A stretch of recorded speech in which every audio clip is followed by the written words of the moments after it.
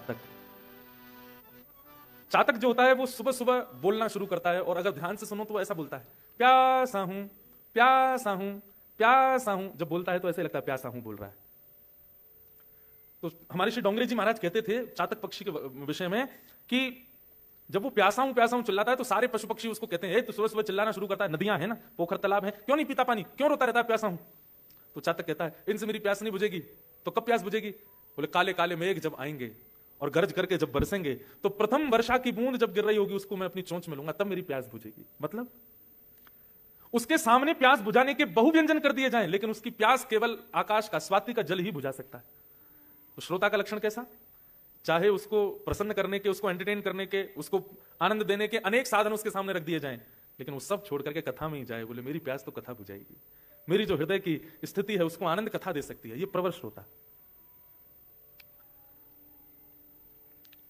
कई बार भारत में कथा होती है ना, तो समय दिया जाता है लोगों को कि इस समय पे कथा करेंगे, तो लोग कहते हैं महाराज जी उस समय पे मत आइए। मैंने कहा क्यों?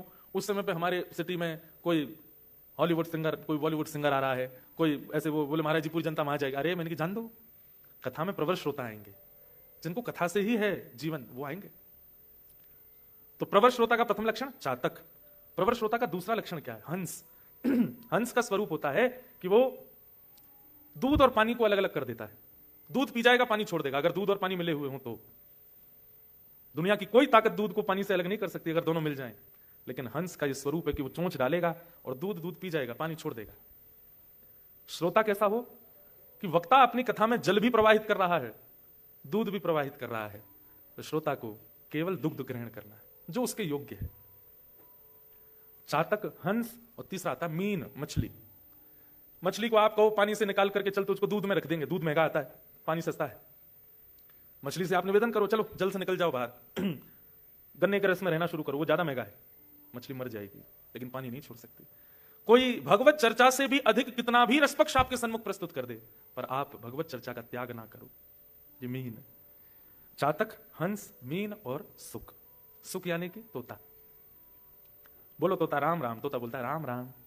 ठीक वैसे ही श्रोता जो सुनकर के आए, वो ऐसे याद हो गया कि अब घर जाकर के किसी ने पूछा कथा में गए, तो बोले हाँ क्या सुना, तुरंत बता दिया, ये सुना ये सुना ये सुना, ऐसा बताया, ये बताया, वो बताया।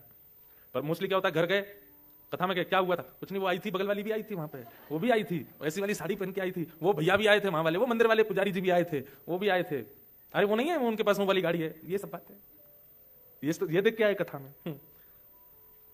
सुख की तरह जो वक्ता ने कहा वो सुना दिया। अवर प्रवर श्रोताओं के लक्षण।